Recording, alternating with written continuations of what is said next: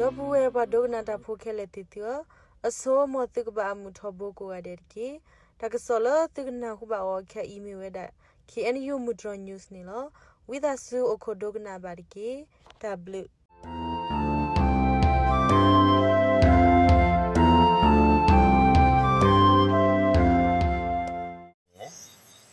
Nia.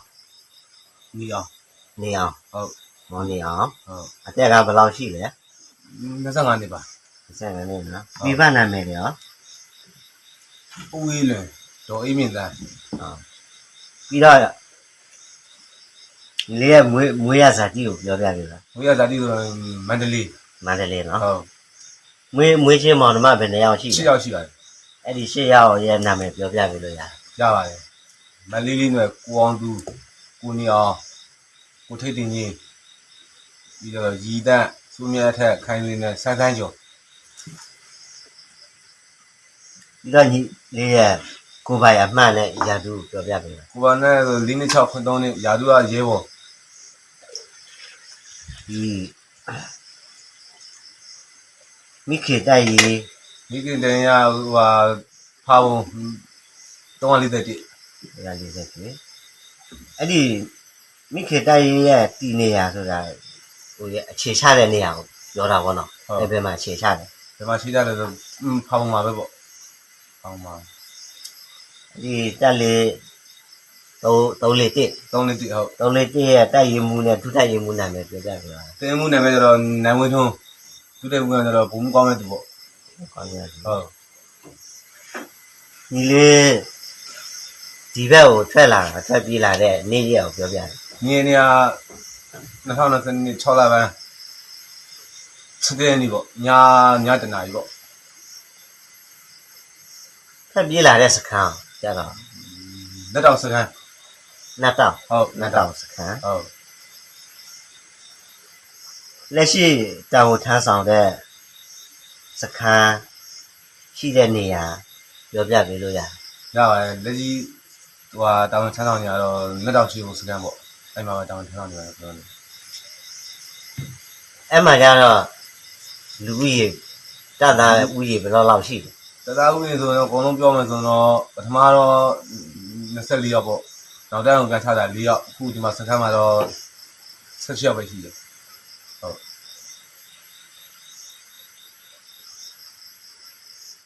ပြီးတော့စစ်မှုထမ်းသက်တာဘယ်လောက်ရှိပြီ 4နှစ်ရှိပါပြီ ဒီတိုက်ပွဲအတွေ့အကြုံပါဘူး တိုက်ပွဲတွေ့ကြတော့ဘယ်လိုပြောမလဲဆိုတော့တစ်ခါမှတော့မကြုံဘူးပေါ့နော်ကျွန်တော်ရင်တော့နောက်တက်မှာပဲနေရပါတယ်နောက်တက်မှာရက်တီတောင်းများပြီးတော့ဒီမှာရှီလာမထည့်ပေးလိုက်တာဟိုတိုက်ပွဲတွေ့ကြတော့မရှိတော့ဘူးနော် ဒီစခန်းမှာထားရှိတဲ့လက်လက်ကြီးအမျိုးအစားလို့ မျိုးစားကြတော့ MA7 MA60 BD တရား RPG ပြီးတော့ဆက်လက်ပေါ့အဲ့ထားပါတယ်ကျန်နေရတယ်မထားပါဘူး RPG ကျတော့ RPG 2လား RPG RPG ဘယ်လိုခေါ်မလဲ 7လား အဲ့လိုတော့ကျွန်တော်မသိဘူးနော် RPG တော့ RPG ပဲပြတဲ့ဟာ ဒီစနိုက်ပါတော့လက် စနဘာတော့ပါတယ်စနဘာတစ်လက်ရှိတယ်ဗျ အဲ့ဒီစခန်းမှာတလက်ရှိတယ် ဟုတ်အဲ့လက်တော့စကန်မှာတစ်လက်ရှိပါတယ် ဘယ်နေရာမှာထားလဲပေါ့ ဘယ်နေရာမှာထားလဲဆိုတော့သူကြောက်တော့ဘယ်လိုမျိုးရိုင်းတာတဲ့ပေါ့နော်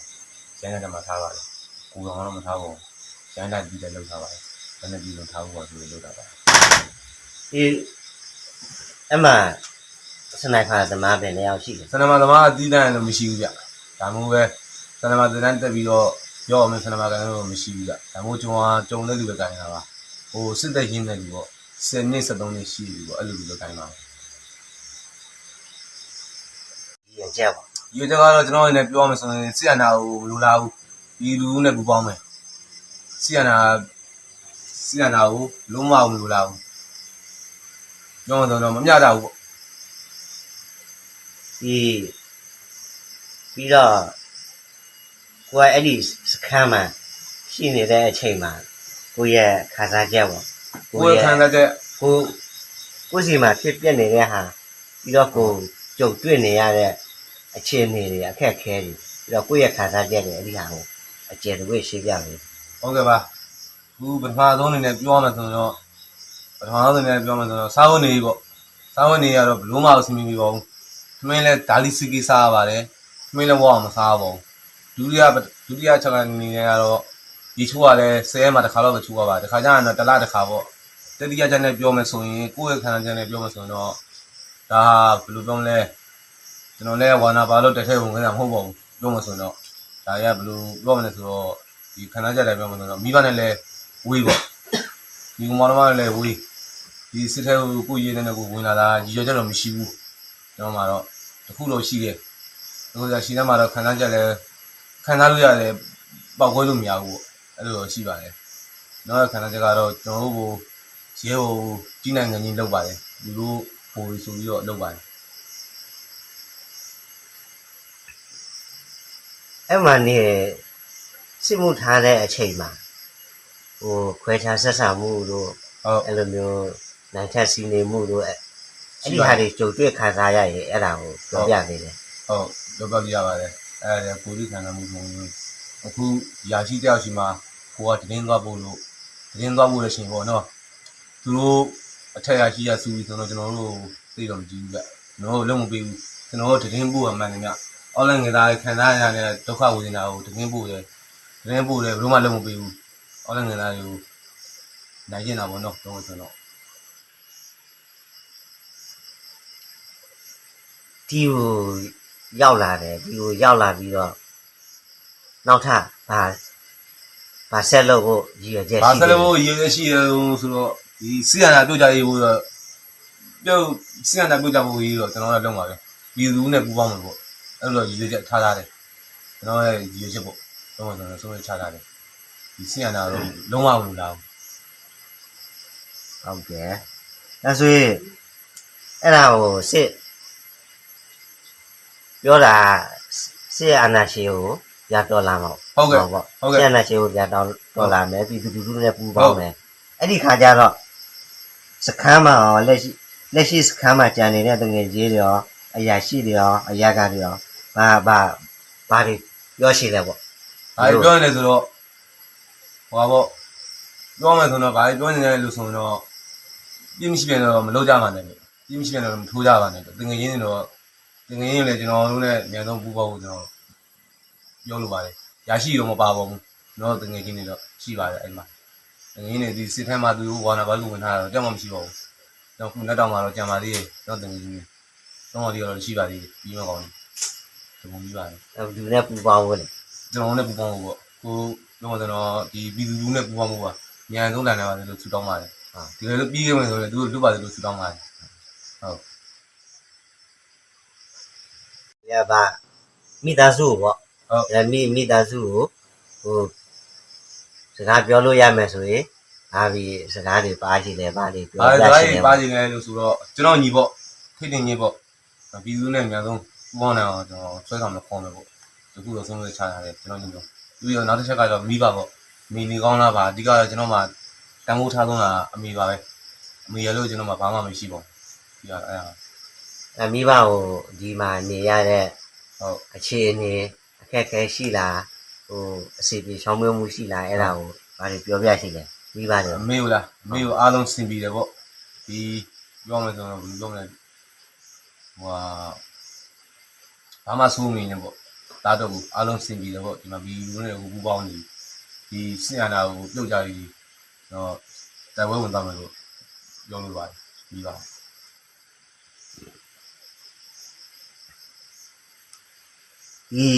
ဒီဘက်မှာရောက်လာတယ်ရောက်လာတော့ဟိုမြန်မာတပ်မတော်နဲ့ဒီ KNU ဟိုတပ်ထဲကိုရောက်လာတဲ့အချိန်မှာဘယ်လိုခွဲခြားဆက်ဆံမှုတွေရှိတယ် ဘယ်လိုခွဲခြားမှုရှိလဲဆိုတော့ဒါကျွန်တော်ကင်းပြည်နယ်ရောက်လို့ကင်းကိုကျွန်တော်ဖတ်ပြောရလည်းမဟုတ်ပါဘူးကျွန်တော်မှန်မှန်ပြောပြတာပါအများကြီးกว่าပါတယ်ကင်းနေကောင်းပါတယ်ကျွန်တော်တို့ပုံမှန်တွေပေါ့လေကျန်ကြောက်လို့မဆက်ဆံမနေပြည်သူလူထုပဲဆက်ဆံပါတယ်ကောင်းပါတယ်ပြောမှဆိုတော့တချို့တော့ပြောကြပါတယ်ကင်းနေမကောင်းတော့ဒါပေမဲ့ကျွန်တော်လက်ထက်မှာတော့ကင်းနေမကောင်းတော့ခုလောနေတစ်ခါမှမကြုံနေရောဘူးဒါကတော့လက်ခုပ်တော့တစ်ဖက်ကြီးမှမိတာပါကြောက်ရှိမှကျိုးရှိတာပါဒါကတော့ပြည်သူလူထုလုံပါပဲသူတို့အနေနဲ့ကြည့်ရင်တော့ကျွန်တော်ကဘယ်လိုပြောမလဲဟိုပါပေါ့ညံသူပေါ့သူတို့အနေနဲ့ကြည့်မယ်ဆိုတော့ဒါပေမဲ့ကျွန်တော်လောက်တာကျွန်တော်တို့ဘယ်လိုပြောမလဲကိုယ်နိုင်ငံကိုဟိုလွတ်လပ်ရဖို့ရည်ရယ်ပြီးတော့ဒီအာဏာပြုတ်ကြဖို့ရည်ရယ် ကျွန်တော်တိုက်ပွဲဝင်သွားမှာပဲရှိသက်ပြီးတော့ကင်းကြီးကောင်းပါလေထိုးချင်းရချင်းမရှိပါဘူးပြောင်းပါလေညီကိုလိုဆက်ခံနေစင်တန်းလည်းမခွဲကြပါဘူး ဒီခုနညီလေးပြောသွားတဲ့အားလုံးထဲမှာဒီအာနာရှိပေါ့နော် ဟုတ် ဒီလက်ရှိစစ်အာဏာရှင်ပေါ့ဘလို့သူတို့အပေါ်မှာဘလို့သဘောထားရှိတယ်ဘလို့မြင်လဲပေါ့သူ ဘ တို့ ယ်လိုမြင်လဲလို့ဆိုတော့ဒါကတော့ပြောမှဆိုတော့မတရားဘူးလို့မြင်ပါတယ်ဒါအာနာကိုတင်းအားသမားသူစစ်ကာကွယ်ဦးစီးချုပ်ဆိုတော့သူလို့ချင်လို့လုပ်တယ်လို့ကျွန်တော်အနေနဲ့ယူဆပါတယ်ပြောမှဆိုတော့အာနာကိုတင်းအားသမားတစ်ဖက်လူမဟုတ်ဘဲနဲ့ဆူဆွဲပြီးတော့အာနာလူတင်ထားတယ်လို့ကျွန်တော်အနေနဲ့ပြောချင်ပါတယ်ပြောမှဆိုတော့ ဒီစစ်အာဏာရှင်ဒီစစ်ကောက်စီရဲ့ ဟုတ် အရာရှိဒီရောဒီတို့အရာခံတွေရောပြီးတော့စစ်အာဏာရှင်ဆိုတဲ့ဟိုအကြီးစိုးပုံကိုယ်တွေရောဒါသူတို့ကဘာတွေစကားပြောရှိတယ်ဘာတွေဟိုပြောပြရှိတယ်ပေါ့ ။ဘာကြီးစကားပြောချင်လဲလို့ဆိုတော့နော်အာနာကိုပြန်လက်ပြီးပါလို့ပဲပြောချင်ပါတယ်။အာနာကိုပြန်လက်ပြီးပါလူသားချင်းစာနာထောက်ထားပါပြည်သူလည်းမတတ်ပါနဲ့ခုသာသူတို့ကတက်မတော်ကပြောမှဆိုရင်ပြည်သူတတ်နေတယ်တူပဲကိုယ်နိုင်ငံကိုမကာကွယ်ဘဲနဲ့သူတို့ကပြောမှဆိုရင်သူတို့မြန်မာကကာကွယ်တယ်မနေ့ကမဟုတ်ပါဘူးတတ်နေတာပါပြည်သူပြောမှဆိုရင်ဒီမနိုင်ငံကလူပြောမလဲပြပစစ်ပြောင်းလို့လုံနေကျွန်တော်လည်းယူဆပါတယ်ကျွန်တော်အနေနဲ့ သူဘုံမိုးကြီးမင်းအောင်လည်းပေါ့တောင်းသားပေါ့ခွက်ပြောက်လူပေါ့နော်ပြောမှဆိုသူကတော့ပြောမှဆိုရန်သူကိုဖိတ်ခေါ်နေတဲ့ပုံစံမျိုးဖြစ်နေပါတယ်သူလက်ထက်မှာအဲ့လိုပုံစံကျွန်တော်အနေနဲ့မြင်ပါတယ်ဟုတ်ကဲ့ ဒီမေးတဲ့မေးခွန်းတွေကဒီမေးရတဲ့မေးခွန်းတွေလည်းရှိဦးမယ် ဟုတ် ဒါမှမဟုတ်လည်းဟိုညီလေးမပြောပြသေးတဲ့အကြောင်းအရာတွေနဲ့ဆုံဆုံတွေဒီအခုပြောပြီးတဲ့အပြည့်ကိုကြာရှိနေဒါပြောချင်တာရှိလဲလွတ်လာပူးဝစ်လေးပြောလို့ရတယ် ဟုတ်ပြောချင်ပါတယ်ပြောမှဆိုတော့တက်မတော်ကတော့ဟာပေါ့ဟိုတချို့ကြော်လည်းလိုက်ပြီးတော့စီးနဲ့စီးုံပါတယ်တချို့ကြော်လည်းသမင်းကျွေးပြီးတော့စိတ်ခိုက်ပါတယ်သူပြောလို့ရအောင်လို့စစ်ထဲဝင်အောင်လို့ဆွဲဆောင်ပါတယ်ဒီပြောမှဆိုရင်တော့ပေါ့နော်ဒီလိုပြောမှလည်းအခုကျွန်တော်တွေ့ကြုံမှုတာတော့ဒီလိုပေါ်တာဆွဲတာပေါ့တရားသမားဝန်ထမ်းတာပေါ့ဒီတော့ကတော့အဲ့ဒါတော့ကြုံတွေ့ခဲ့ပါတယ်ဒါပေမဲ့အခုကျွန်တော်တခုတော့ပြောချင်တာကတော့ကျန်တာတော့မဟုတ်ပါဘူးဒီအာနာကိုပြန်လဲပြီးတော့မိစုကိုပဲပြီးဖို့ထောက်ခံပါတယ်ကျွန်တော်အနေနဲ့ဒီလူလူရောက်နေတယ်အများကြီးပဲကျွန်တော်ထောက်ခံပါတယ်တန်းပြည်နယ်လူလူတို့ဒီအာနာရဖို့ကျွန်တော်သက်ပါပြီးပေးရပါလိမ့်ကျွန်တော်